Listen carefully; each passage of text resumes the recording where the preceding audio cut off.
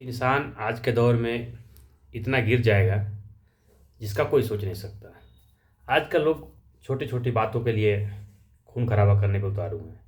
एक मैं घटना आप लोगों को बता रहा हूँ, बहुत ही हृदय विदारक घटना हुआ है। ये नौरंगिया नेबुआ नौरंगिया क्षेत्र में। बात बच्चों की है, छोटी-छोटी बातें हैं। एक लड़का जा रहा था दुकान पे सामान खरीदने, तो उसी गाँव में 2-4 घर के बगल में एक व्यक्ति भैंस का दूध निकाल रहा था। अब किस कारण से भैंस कूदी या बच्चे के जाने के लिए कूदी भैंस या कैसे डर गई, भैंस कूदी और दूध गिर गया। बात इतनी है, कहा जाता है ना कि इंसान बिना सोचे समझे जब कोई काम करता है तो एक पक्ष नहीं दोनों पक्ष ही का बहुत बड़ा नुकसान होता है। और यही हुआ नेबुआ नौरंगिया के क्षेत्र में, उस गांव में, जहाँ पे छोटी सी बात को लेकर के एक व्यक्ति की जान चली जाती है। और वहाँ पर इतना दर्दनाक घटना होता है। बात ये होती है कि एक बच्चा जाता है दूध लेने और भैंस एक दूध निकालते समय व्यक्ति का भैंस कूद जाती है, दूध गिर जाता है।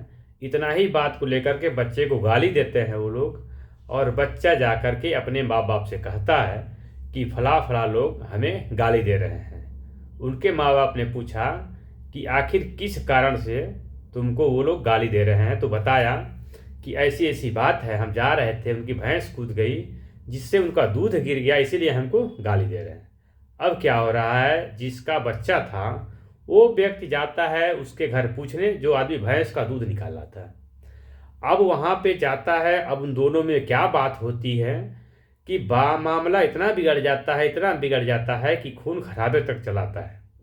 उसके बाद दोनों पक्ष में कहा सुनी होती है, मार फौदारी होती है, और जिसका बच्चा रहता है उसके पिता का जान चली जाती है।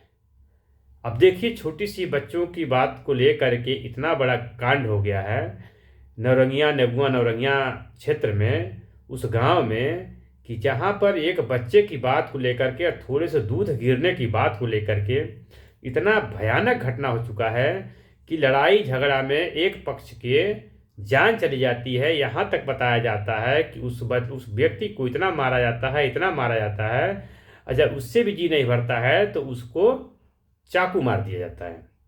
ये बयान लड़का और लड़के की माँ ने दिया है।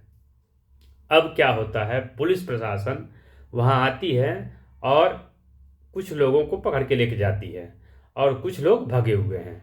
अब थोड़ी से दूध के चक्कर में दो परिवार, एक परिवार तो माँ बाप से विहीन हो गया, लेकिन जो दूसरा पक्ष है उस पक्ष का घर का क्या हाल होगा। घर में ताले लग गए हैं, सब लोग भगे हुए हैं, कुछ लोग पकड़े गए हैं, उसके बाद मुकदमा चलेगा, जेल में काटेंगे।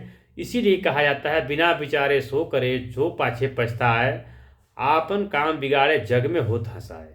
अब लोग थोड़ी सी बात को लेकर के इतना विघट रूप बना लिया कि एक व्यक्ति का तो घर उजड़ गया, परिवार उजड़ गया, लेकिन जिसने मारा उसका भी परिवार उजड़ गया। क्योंकि जो लोग रहेंगे वो अब जिंदगी भर जेल में रहेंगे, मुकदमा लड़ेंगे।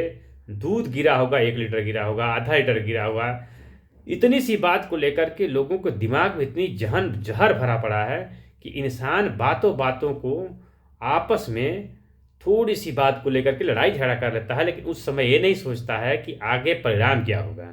अब यही बात जब पुलिस के पास जाती है तो पुलिस आती है और इन लोगों को पकड़ कर लेके जाती है और जेल में बंद कर देती है, और जो लोग भगे हुए हैं उनके तलाश में ये लग जाती है।